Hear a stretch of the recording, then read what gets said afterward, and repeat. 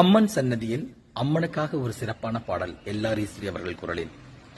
கருணை வடிவானவனே கரம் குதித்தோம் அம்மா, ஆதிசிவன் என்றவனும் கருமாரியம்மா. கருணை வடிவானவனே கரம் குதித்தோம் அம்மா, ஆதிசிவன் என்றவனும் கருமாரியம்மா. வேர்காடு வந்திருக்கும் ஆதிபராசக்தியவள், வேல்முருகன் அன்னையவள், வேண்டுவரம் தந்திடுவாய்.